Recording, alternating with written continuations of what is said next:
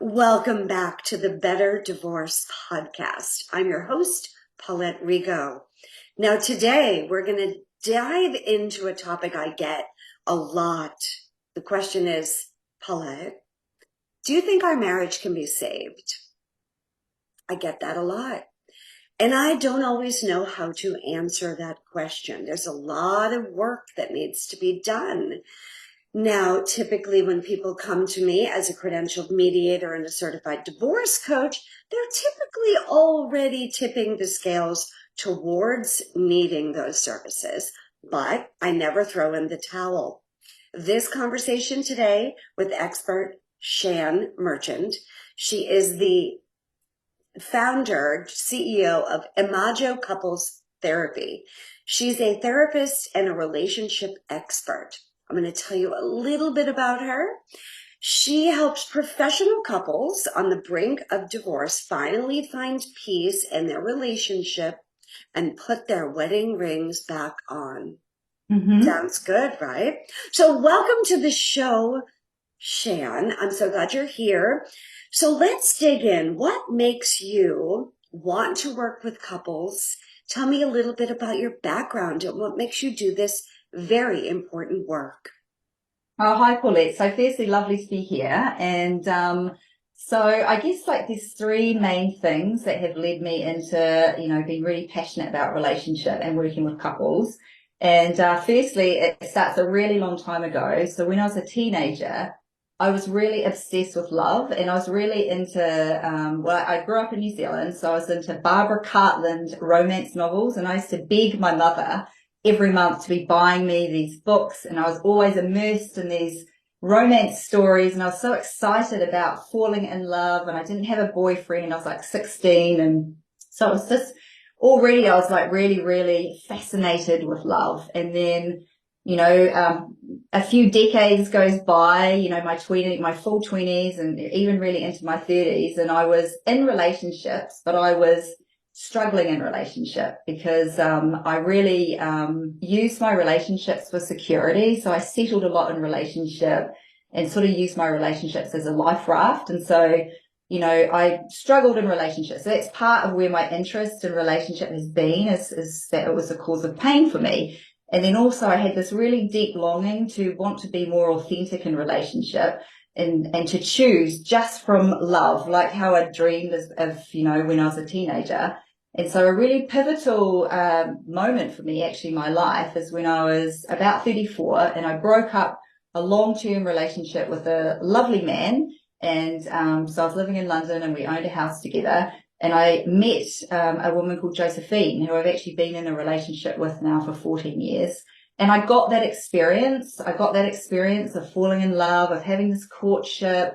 It was such a sweet romance that I really wanted to experience. And so I was really happy about that. And then we were together for 4 years. And then a number of things happened in quick succession with us. So we decided to have babies. And so we had a baby each. So we were flying to Copenhagen from London to a fertility clinic, and we managed to have a baby each, which is amazing.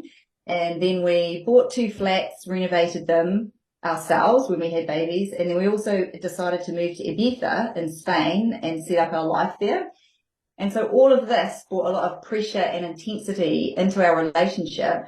And so all of a sudden, we found ourselves in a point in our relationship where there was lots of arguing and criticizing and blaming, and grudges had built up and resentments. And it was just like this stage where we were like, oh my God, like where is our love gone? And we were actually on the verge of breaking up. And so the real pivotal moment for us was actually, doing the work on our relationship and working on our relationship, and we managed to completely transform our relationship from thinking that we were going to break up. And we weren't married, but, we'd been together for 10 years by then, and we had 2 children together, to the relationship which we have now, which is a peaceful, loving relationship. So the journey myself from being at that stage of it being so bad that I didn't know how we were ever going to get back from it, and did it mean we had to break up, to actually doing the work and having this really loving, beautiful relationship. So that is what has put me into couples work, because more than anything in my whole life, I just really want couples to know that they can do that they can transform their relationship. Well, I love the fact that you mentioned Barbara Cartland romance novels. I remember being a young girl, 12 or something, and walking into, I think it was Woolworths. I'm showing my age. 59 now, and seeing a department of paperbacks, right? And they were Yes. colorful. I'm showing my hands now if you're listening to the audio, but they're like, the pocketbook ones you could throw in your purse. And they were always thick, and they had this very sexy, sultry photograph or Yes. of a very handsome gentleman and a, gorgeous woman with the dress and the cleavage. And I don't know if I'm giving a good depiction. And Wow. picture after picture after picture after picture of these brightly colored. They would always be pink and purple and red and orange and yellow. And I'd be like intrigued with what are those books? So my mother never read those. I didn't really know the life or the niche of romance novels until my girlfriend, who is very much obsessed with them and has in her home, I don't know, hundreds of them. And she's read them more than once. So, and it's a little bit of a trade. Like she'll have friends that read them and then say, they trade. I'll read this one if you read that one, kind of thing. I don't know how it exactly works. So my image of this romantic, Yes. passionate world was, that as a young woman, I never have, I don't think I, no, I can't say I've never. I think I've read one. Couldn't tell you who wrote it, but I used to love Danielle Steele novels. Oh, yes. They weren't quite the romance. They were a little bit more, I don't know, business and corporate. And this woman had this powerful job. And, they were kind of intriguing, but a nice way of escaping, right? There's this Yes. perfect little world that you can jump into and kind of vicariously live through other people's lives. So I'm so glad you brought up that memory for me. I too had an idealistic image Yeah. of what love should look like. And that's the whole point of this initial, topic here of we do have as children, as teens, as young adults, male or female, whatever, we all have this vision, right? If Yeah. we're nodding, of what we believe marriage or dating, romance, falling in love, engagement, marriage should look like. And even if there's a breakup in a romance novel or one of these type of novels, they usually do get back together, or there's someone else that's better for them, or, there's usually a happy ending, right? Pardon Yeah. the expression, but sometimes it can have a bad connotation to it. But there's a, Mm. they walk off together holding hands and into the sunset. So we have this idealistic idea of what marriage should look like, or partnership. And Yeah. now perhaps something changes in the relationship, right? What Yeah. the partners of not having congruent goals.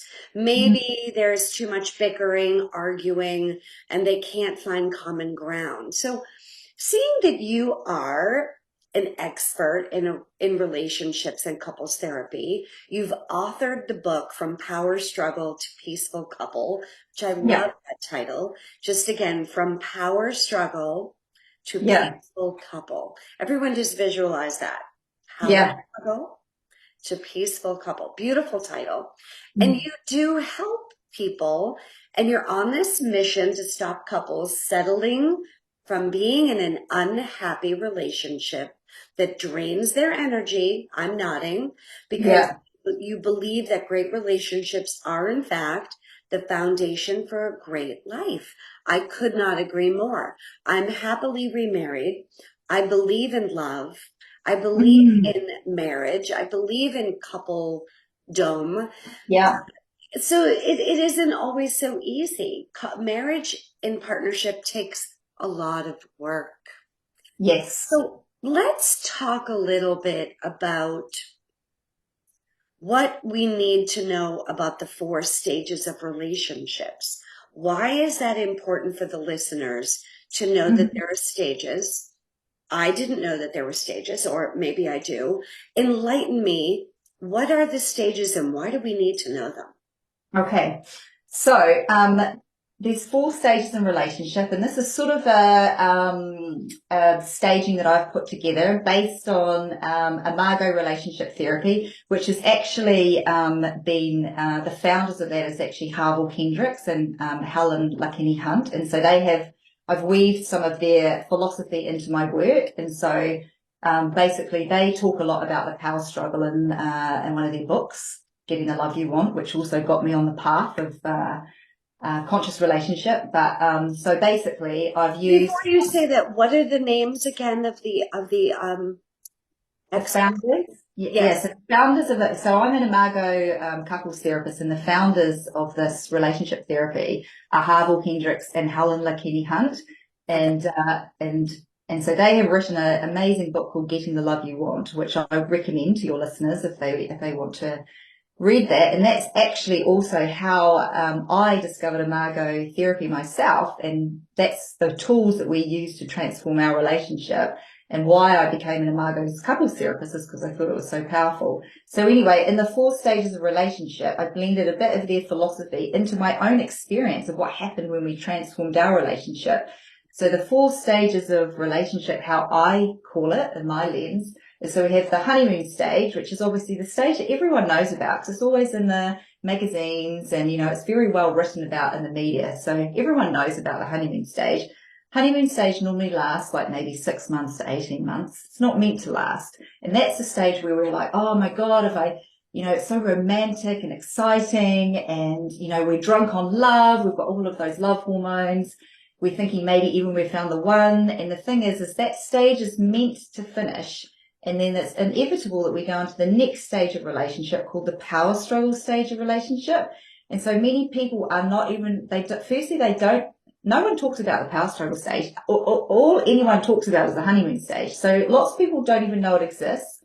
They don't understand the purpose of it and they don't possess the relationship skills to work through the challenges that are in the power struggle stage of relationship. And then what I tell all of my couples is the next stage of relationship, you're meant to pass through the power struggle stage. Next stage is peace.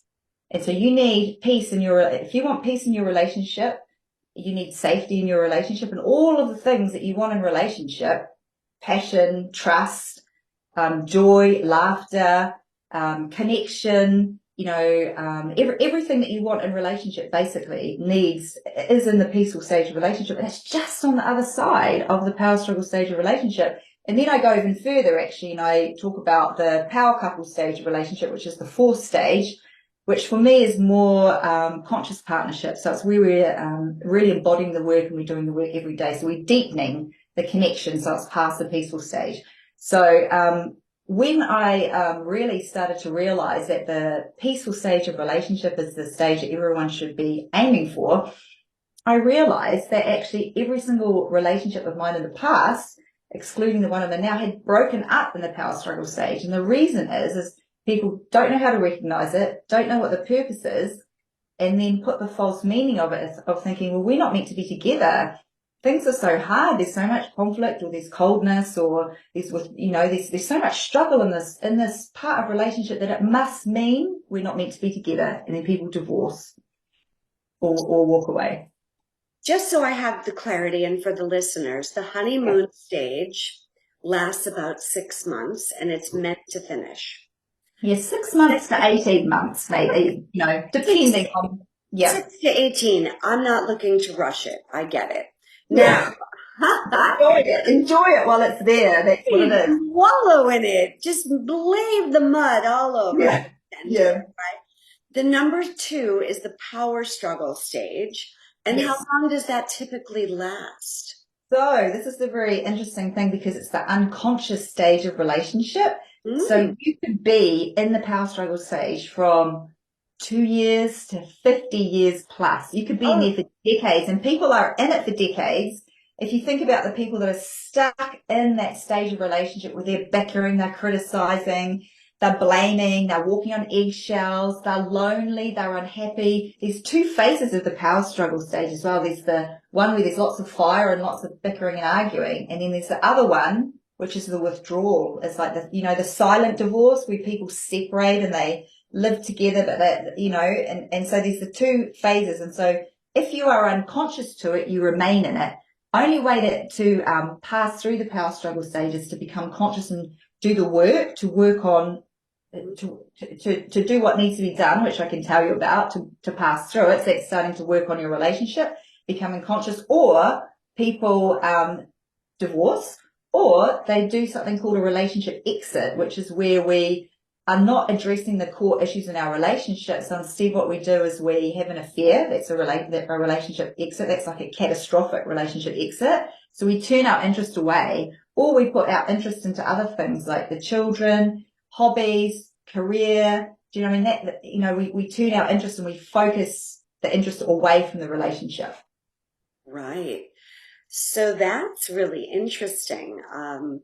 The unconscious part that lays dormant, where you're not aware of the fact that you're in this stage, and there are two coping mechanisms, either to fight or blame, finger point, or to withdraw, to tie yourself up to a hobby, shopping, a new career, the children, whatever it is that you're TV on your phones, like stuff like that. The diversion stage. Yeah. And if they're able to be aware of the stage, they can either manage it, improve it, or likely they go down towards the path of divorce. So let's talk about stage 3, is the peaceful stage. Yes. Yeah. And how long does that last? Is this till death do us part, or? Yeah, I mean, why would you want to leave the peaceful stage? I'm in the peaceful stage of my relationship, and I have to say, I am really enjoying it, because we went from a stage in our relationship where my partner told me that she experienced me as hostile. So that was how bad our relationship was. So there was big failures in communication, lots of grudges and resentments build up, high levels of reactivity. So if we said one thing, the other person would react and defend. We just couldn't communicate. And now we're in the peaceful stage of our relationship because we're aware of the core issues in our relationship and we've worked on them. And now we're in a stage where the reactivity in our relationship is low. If something comes up in our relationship, we talk about it. We use the Imago dialogue, which is actually the core tool for Imago therapy.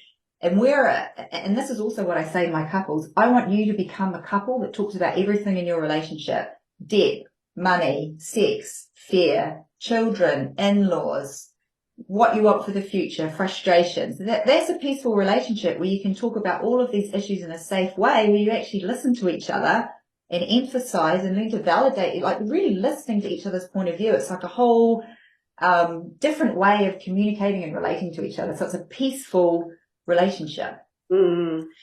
So you described that really nicely. There's dialogue where you can discuss any topic, whether it's the weather, all the way to finances, politics, sex, family, in-laws, goals, aspirations.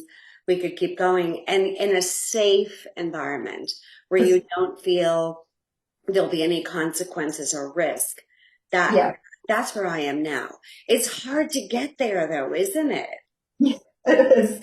And do you know what? It's really interesting because a lot of couples have a couple of topics they just can't talk about. Right. There might be one or two areas that they tiptoe around. Yeah. But they completely avoid because they cannot talk about it without it blowing up.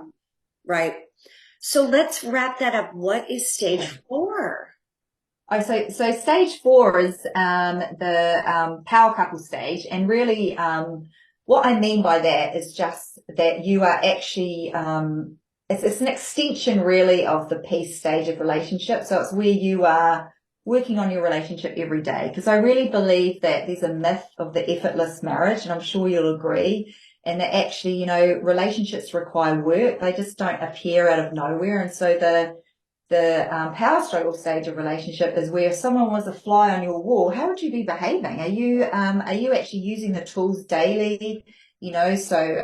it's really about who I am being in relationship, how I'm showing up. So I've got self-awareness. I'm a reflective person. I take self-accountability, self-responsibility. I'm, working little bits on the relationship every day. And I really want to say that relationships are work in progress, because I often think to myself, even where are we? We go up and down between peace and power couple because we work on our relationship every day, but it's still, I still have stuff from my childhood come into the relationship. I still react sometimes. I get to think, do you know what I mean? So it's a real work in progress, the whole evolution of relationship. So beautiful. I love that framework. I can relate to that in many ways, where most of the time there's a feeling of being at peace or contentment, but not complacency, where you Yes. take each other for granted. You just assume, oh, he'll always do that. She'll always do that. But there's this feeling of wanting to move to a higher ground and Yes. to increase the joy, uh, wallow and kind of savor the moment. I sometimes think to myself, these are the days I want to remember, where I'm in that sweet spot with the relationship. So beautiful. I'm glad we're talking about this. So I'm sure everybody aspires to this, right? This is what we as humans long for, right, Shan? Yeah. Is to have connection, genuine feeling of comfort where your spouse or your partner is there for you, you are there for them, and they're a safe haven of Yeah. um, just everything, right?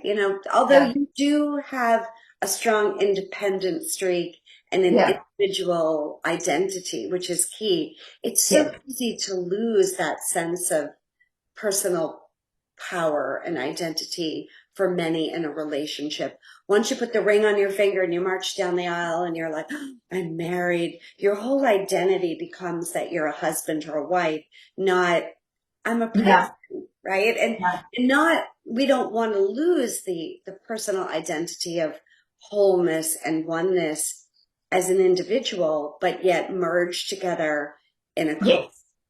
Yeah. I totally agree. Yeah. I'm not a therapist, but I listen and learn. So, and a lot of people do come to me and I do a little bit of a litmus test with them as to not only the demographics, how long have you been married? How many Yeah. children do you have? Do you own property together? Getting a snapshot of the relationship.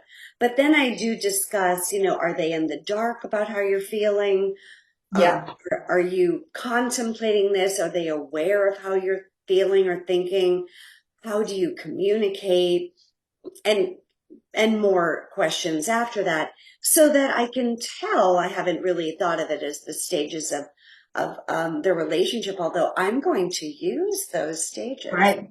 Yeah. Well, now let's move a little bit into a perspective of a question. So you're saying that conflict is the path to growth, which Yes. some people avoid, right? Yes. A lot of people don't like conflict. Oh, Yeah. because Yes. from the past, whether that be a child, a memory with a parent or a sibling or a boss or whomever, conflict can be seen as a negative thing. Yeah. You're saying that conflict is the path to growth. Can you Yeah. explain this so perhaps people don't feel so intimidated by it versus how couples would commonly view or misunderstand conflict as a whole? Yeah. I think well, that's a great question. And basically, you're quite correct. Most couples are afraid of conflict. And that's what I teach my couples is to not be afraid of conflict because actually it's a good thing actually because it's an opportunity for growth. It's a sign in your relationship of where to focus your attention. In the power struggle stage of relationship, this is where usually we get the conflict, and of course we get the conflict, and so people can misunderstand it and think, okay, well, if there's so much conflict, we're not meant to be together. But the conflict, so using the Imago philosophy, the way we look at conflict is that we understand that basically, as an adult, our childhood is over. But what we do is we bring our unfinished business from childhood into our adult romantic relationships. And so what the conflict is about is it's our unhealed parts that still live on within us.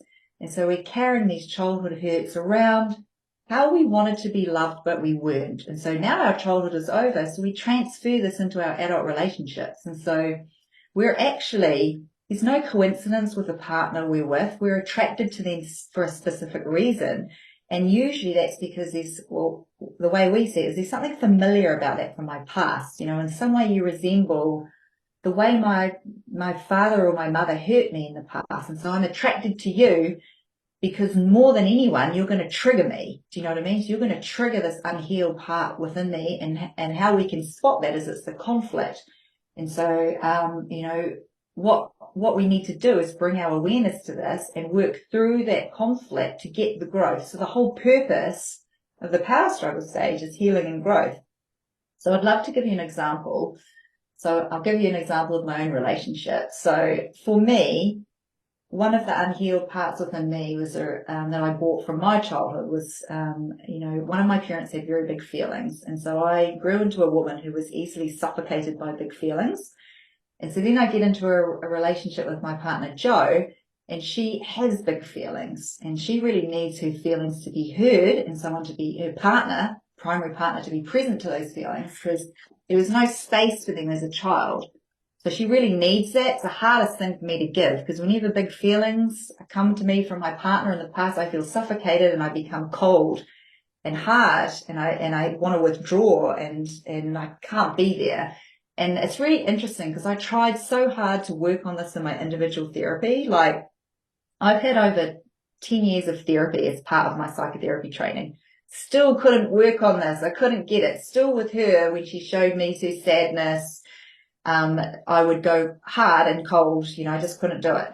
And so then when we started to work on our relationship, mainly using the Imago dialogue. So, I felt really safe in that dialogue. So I wasn't going to get suffocated because there's a beginning and end to our safe conversations. And what I did is I grew into being a compassionate listener. I noticed one day that I could sit and listen to her while she was telling me about how sad and upset she was about something. And I noticed that I was just present and I was patiently just being present with her. And I was like, oh my God, I'm not I'm not disconnecting. I'm like fully here. And I realized that I had grown into being a compassionate listener. And when I told her that gave her such a gift of self-acceptance because she knew that the thing that was the hardest for me because of my wound from childhood, I had given her. And so we see, we're each other's healing and growth elements. So I grew into being able to sit with feelings, and she healed because here was someone finally able to listen to her feelings. So that's an example of how, and originally in the past we had conflict over that. So the conflict led us to doing the work, which we then grew. It's really amazing work.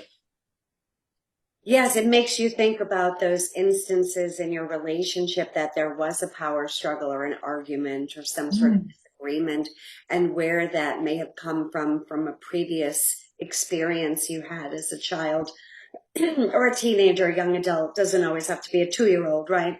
And how you've dragged it with you, right? You're still holding on to that.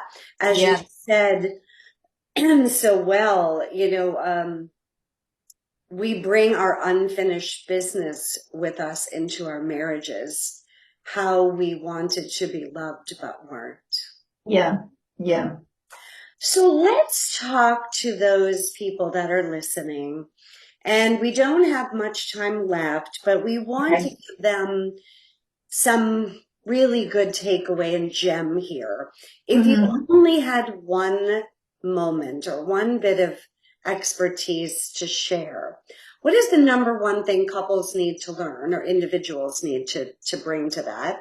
We can't always control the spouse. Yeah. Turn their relationship around if they are in fact struggling. What can they do?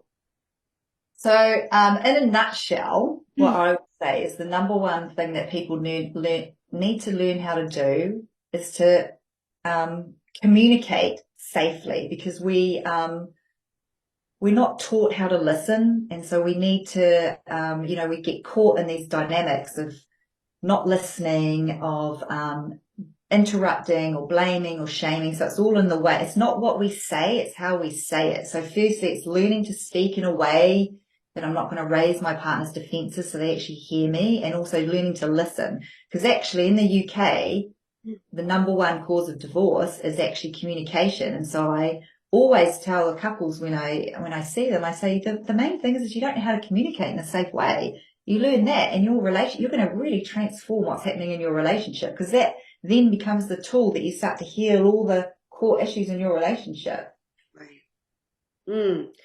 You're so correct in that. In conflict in my world, because I don't see them when they're typically looking to save the marriage. Although Yeah, I'm really proud to say it wasn't my intention, but I've saved about 9, 10 marriages. I think I've started great. something, which Mm. breaks, kind of blows me away, right, Shan? Because here in my world, Better Divorce Academy, my book, Better Divorce Yeah, Blueprint, I'm all about the D word. So, yeah, and people don't typically come to me and say like, "Hey, do you think you could help us?" But this is what happens is one person will come to me, or yeah, three, when they're in the early stages of contemplating divorce.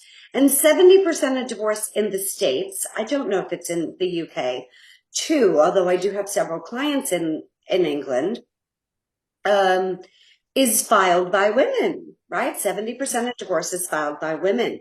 And 2 years is the average amount of time that women contemplate divorce. Think about it, just to themselves in their own little world. They don't share it with anyone. It's not a conversation they have with a neighbor, a friend, a hairdresser, a sibling, a parent, nobody. They keep yeah, it to themselves. It might be a journal. It could just be what they think about while they're driving the car. yeah, Oh my, the marriage is a mess. The relationship is a mess. I can't do this anymore. It hurts. It hurts. It hurts. How do I get out? I'm afraid. Like these are conversations they have with themselves internally. And what they yeah, do is they Google or they read or they research and they eventually find me. And they come to me with a lot of confusion and overwhelm and fear and stress about the marriage. What if I were to file for divorce? What would that look like? Like, how yeah, much would it cost? What would I mm, be entitled to? Because they're looking for a plan to start to create the next chapter of their life. They don't necessarily know that they're doing that. It's a subconscious thing, but yeah, there are those times where as I listen to the person, I don't know them yet. It's mm, an email, it's a phone call, it's a consultation. It could truly be, meeting somebody at a coffee shop per request of a friend who says, "Hey, would you meet with, somebody I really think they could benefit greatly from working with you?" And I always say, absolutely. yeah, So I meet with them, and the more I listen, I realize, maybe this relationship could be salvaged. Maybe it yeah, could be saved. And now that I've heard of the conflict, and I'm not new to this by any means, but yeah, again, it isn't my role as a professional then to say, "Oh, let me see if I can help you fix your marriage." I do then give them over to someone like yourself or an expert to say, "I think you should work with this therapist or counselor or, yeah, expert for a bit." The trick here is when they come to me, their spouse typically doesn't want to help. yeah, They're stubborn. They're either histrionic, antisocial, borderline, narcissistic. Those are not diagnoses, anyone. They're difficult yeah, people. There's nothing wrong with them. It's all you. I've done nothing wrong. You can see yeah, the direction of this. So therefore, that person that's come to me backs off even more and yeah, even more and even more. So now they're living separate lives sometimes. So they're not sharing a bedroom. They may not yeah, even be sharing a home. They're not cohabitating anymore. They're living in constant conflict and fear. And I hate to say the damage is done. It depends on how long have they been in that stage.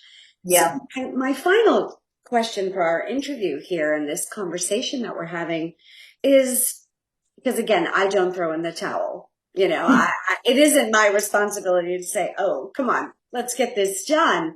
If the both parties are saying we want a divorce, let's do it. Mhm. So at that point, is it ever a possibility where they've been living apart for say a year or more and they're not communicating and their partner is not willing to have a conversation or seek therapy, that the other person can make a difference still, or is it healthier for them to make the decision to end the relationship? The thing is, I believe that you can turn any relationship around if you are both willing to do the work. So if one person is not willing to do the work, and yes, I do see that, well, there is no work.